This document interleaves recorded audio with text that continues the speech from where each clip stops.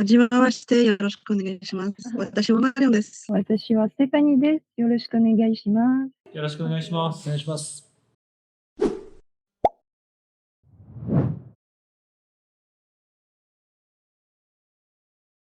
ザ・シックスライボーカルの新田です。ドラムのレイです。ギターのレイジです。僕らは3人でバンドで活動していて、アニメの曲で多分知ってくださっている方が多いバンドだと思います。ゴールデンカムイというアニメの、エンディングテーマを2回やらせていただいたりとか、あと、とある科学のアクセラレーターというアニメのオープニングをやらせていただいたりとか、他にも何曲かアニメの曲をやってます。もともと洋楽のそういうエレクトロ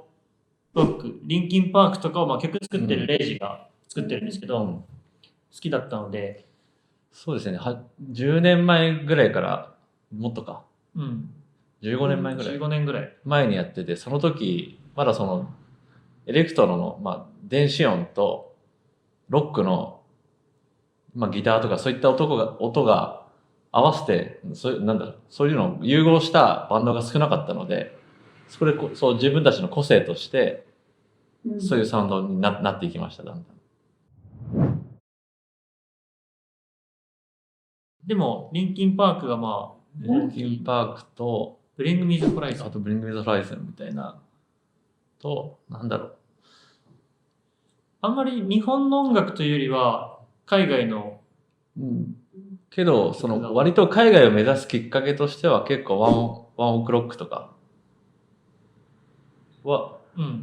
きっかけになったかもしれない。ワンオクロックが結構海外で活動してるのを見て、僕らも海外でやるの楽しそうだね、みたいな感じになりました。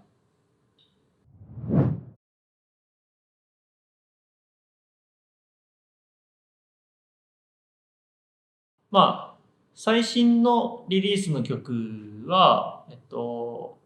ブルーという曲が、今日インタビューしてるんですけど、あれ、明日配信は4月の1日。4月の1日に配信される新曲があります。でそれはもう、なんて言うんだろう、ジャンル的には。結構 J ロック要素が強いんですけど、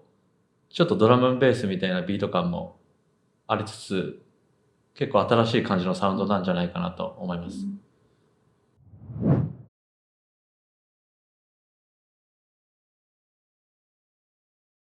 我々のバンドとしてはやっぱりさっき言ったみたいにリンキンパーク、ブリングミザホライズンとか、あとモードステップ。懐かしい。モードステップもそう。モードステップっていうイギリスのバンド？ダブステップっていうジャンルと、あとはロックの、EDM とロックなんですけど、それが掛け合わさったバンドがあって、そういうのとかは結構影響を受けてますね。あとメンバーそれぞれ全然違う音楽が好きで、それぞれまた別の影響を受けてますね。僕はラルク・アンシェールとか日本のビジュアル系までいかないですけど、ロックアーティストとか影響を受けてます。僕は1970年代のちょっと古いロックとかが好きです。僕は本当に僕が作曲担当なんですけど、僕はやっぱリンキーパークとか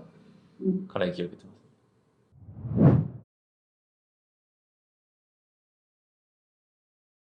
す。まずレイジが楽曲を土台を作ってくるんですけど、前までやってた方法で言うと、僕がそれにメロディーを自分の独自のランダムな言葉、英語でもない、日本語でもない、ただの鼻歌みたいな感じのアラ語って言うんですけど、そういうので、メロディーを再現して、でそれに歌詞をレイがつけて、で、レコーディングをして曲を作るっていう方法でやってました。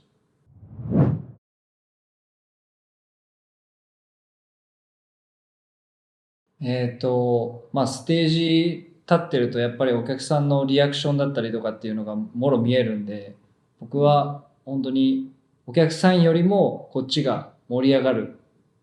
そうしないとやっぱり熱量が伝わらないと思うので、一番はなんかかなり熱量を伝えたいなっていうのが自分のポリシーです。あとは、ライブで曲をそのままやっても面白くないと思うので、その会場に合わせてちょっとアレンジしてみたりとか、お客さんの熱に合わせてパフォーマンスを変えてみたりとかはよくやってます。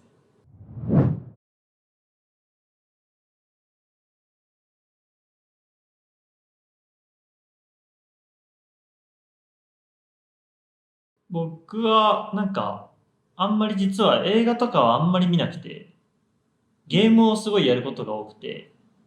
でゲームは結構 SF を題材にしたものだったりとか、そういうのが多いので結構ゲームからインスピレーションを受けてます。例えばニーアオートマタとか多分フランスでも人気だと思うんですけど、ニーアシリーズっていうゲームとかは結構やりました。ビデオゲームって、びっくりしました。映画よりビデオゲーム。ああ、そうだ、ゲームが好きです。3人ともゲームが好きです。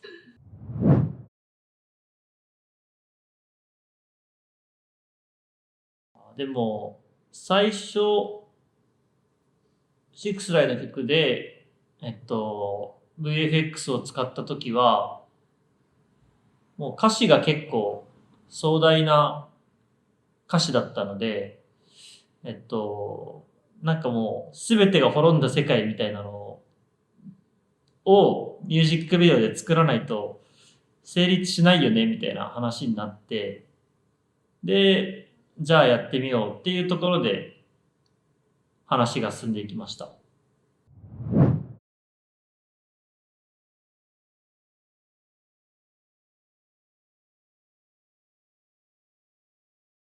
ない。今の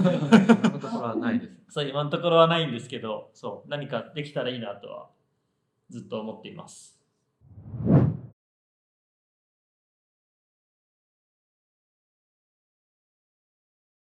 もともと始めたての頃からそのエレクトロなサウンドと J ロックを合わせたようなサウンドでやってたんですけど、そのゴールデンカムイの初めてのコラボが決まった時に、初めてその思いっきり J ロックな曲にトライして、でそこからまたそういう J ロックっぽい曲を出してたんですけど、最近またその始めたきっかけのエレクトロと J ロック合わせてのサウンドに戻ってきたっていうところはありますね。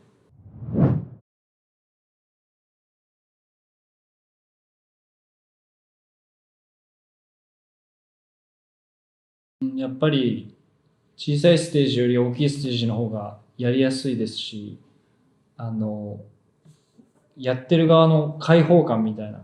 なんか全部をさらけ出してやるぞっていう気持ちにもなれますね。あとはやっぱ単純にお客さんの量が多いので、それだけなんかこれやってとかジャンプしてとか声出してっていうと倍のボリュームで返ってくるのがすごく気持ちいいです。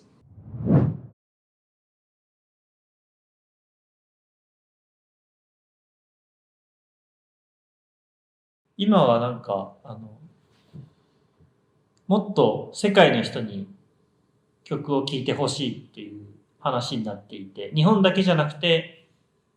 もうそれこそフランスの方とか、今まで行った国の人々とか行ったことない人々にももっと曲を届けられるように今は頑張って活動してます。何か補足？具体的に言うと、今 Spotify がだいたい13万人ぐらいの再生数、月間リスナーがそのくらいなんですけど、それを今年中に30万人、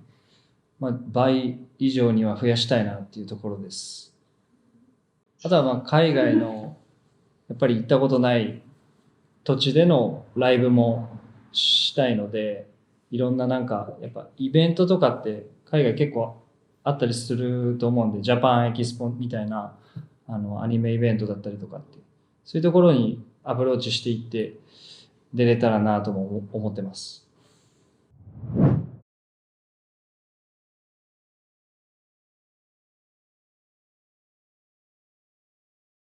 めっちゃあるんじゃない？やっぱし J-ROCK って BPM がすごい速いので、テンポが速い。テンポが速いので、ちょっとその、やっぱし J-ROCK 特有のノリみたいのが、会場のノリみたいのがあるんですけど、僕たちってどっちかというとテンポの感じが、結構そういう、洋楽とか、日本国外のね、世界で流行ってるような音楽のテンポ感なので、結構逆に日本よりも海外の方が初めて聞かれた方とかは受け入れやすかったりしますね。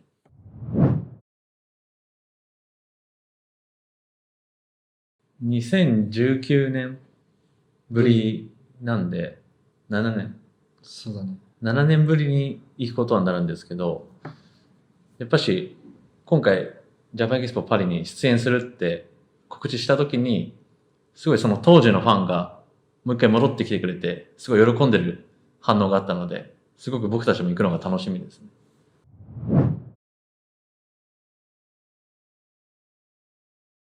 久しぶりにフランスに行くんですけど、現地の